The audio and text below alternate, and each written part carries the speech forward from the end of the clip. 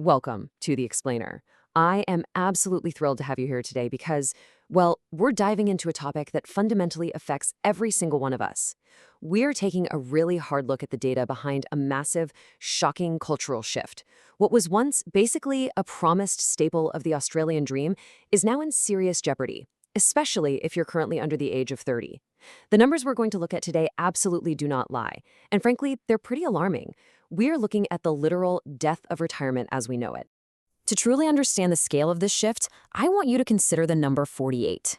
Today, the average retirement age has crept up to 65, and actually, it's even later for men.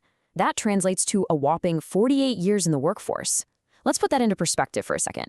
Back in 2004, the average age to retire was just 56. So if you started working around 18 or 20 back then, you were looking at roughly 36 years in the workforce.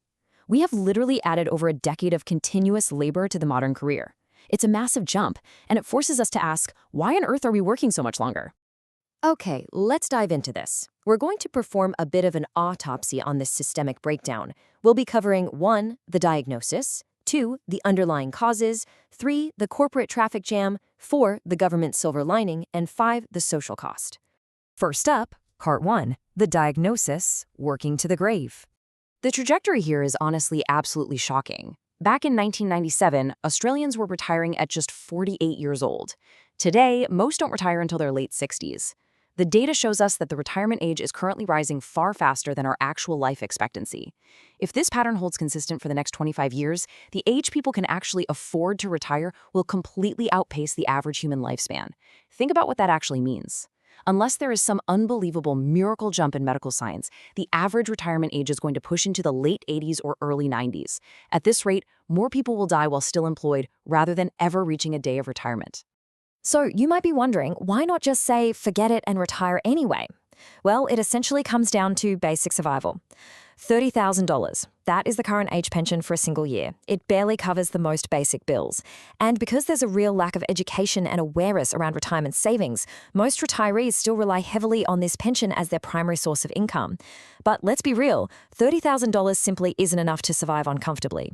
That shortfall is forcing countless older Australians to completely abandon their retirement plans and remain at work literally just to keep the lights on. Let's move to Part 2 and see how this builds. The underlying causes, debt, and fear. If we trace the evolution of retirement funding, a really fascinating psychological shift appears. It's almost like a giant puzzle. The silent generation, those who are mostly in their 80s and older today, they had to retire without superannuation, relying entirely on that pension. Then, in 1992, superannuation was introduced. The children of that generation have now spent about half their working lives saving via super. But here is the catch. They watch their parents struggle to cover basic everyday expenses on that meager age pension. Seeing that financial insecurity firsthand, that has instilled a deep, deep fear.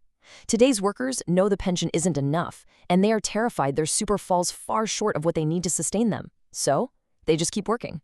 And, that fear is entirely justified by today's economic environment. When we really dive into the numbers, massive mortgages are mostly to blame for this worrying trend. As house prices keep climbing and wages lag behind, mortgage debt has absolutely ballooned. Because these huge mortgages require massive deposits, people are taking out their first mortgage way later in their lives than ever before. And it's pretty simple math. Delaying homeownership means delaying that final mortgage payment, which directly postpones retirement. To give you some perspective from our sources, past generations often owned their homes outright, completely paid off, before most people today even qualify for their first mortgage. But actually, it isn't strictly a financial issue. When polled, people who are close to retirement listed social isolation as their second highest concern. Our communities just aren't as strong or as connected as they once were. I mean, many of us don't even know our neighbors' names anymore. Add to that, families have become a lot smaller. So facing a quiet, lonely house, many older workers are staying in their jobs simply to maintain vital daily social interactions. For a lot of folks, the office has basically become their primary community. Okay, let's shift gears from personal finances to the broader workplace. Part 3, the corporate traffic jam. I really want you to ask yourself this crucial question. What exactly happens to the corporate ladder when the people at the very top simply refuse to step off? And this brilliantly illustrates the ripple effect across the modern workplace. Compared to retirees in the 1990s, older workers are staying in their jobs nearly 20 years longer. Now, top jobs are usually occupied by those with the most experience, right? In past generations, they would retire well before 60, making room for younger workers to move up the ranks. Today, no way. They aren't giving up those high-paying jobs. The corporate ladder is completely clogged.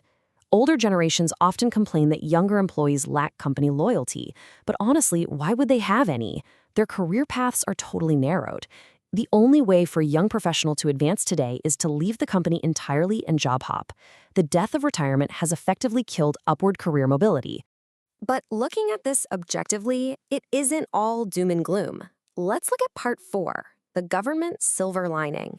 For the state, citizens working longer provide some incredibly counterintuitive benefits. The government invests heavily in education, right? Well, because workers are staying in highly skilled, higher-wage jobs for decades longer, the government gets a significantly better return on investment. Educating someone is a better investment now than ever because that person spends way more years contributing taxes. A skilled modern worker contributes substantially more in tax revenue over their lifetime compared to a worker from the 1980s. Just look at the sheer scale of this economic boon. 50.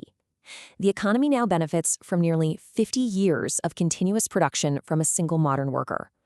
The longer people work, the longer they contribute to national production, which leads directly to greater economic growth for the country as a whole. From a purely fiscal standpoint, a populace that works until they literally drop is an absolute goldmine for the government. However, that economic boon comes at a really steep, deeply personal price. Part 5, the social cost to our family and leisure. Now, what's really interesting here is the stark contrast in childcare. In previous generations, grandparents played a massive role in raising their grandchildren. They regularly provided childcare for kids aged 0 to 5, and they did the daily school runs for kids aged 5 to 12. Today, grandparents aren't retired when their grandkids are born. They are stuck in an office cubicle. The data points out that the massive boom we've seen in the commercial childcare industry is directly fueled by the fact that grandparents are simply no longer available to help out. Ultimately, we have to look at what society is losing when our golden years just vanish. We are seeing the total eradication of hard-earned leisure time. After decades of grinding hard work, there is nothing waiting at the finish line. No late-life travel, missing out on grandparents' day at school, the family milestones, and the peaceful leisure time that previous generations spent decades working toward, they are being completely wiped out. Which leaves us with this final, absolutely vital question to consider. As the data shows retirement sitting right on death's door, what does the future hold for your own life milestones? Will you be worked to death, or will society find a way to save our final years? It's a heavy thought for sure, but an essential one to understand the reality of our modern economy. Thank you so much for joining me on this explainer, and remember, keep asking the big questions.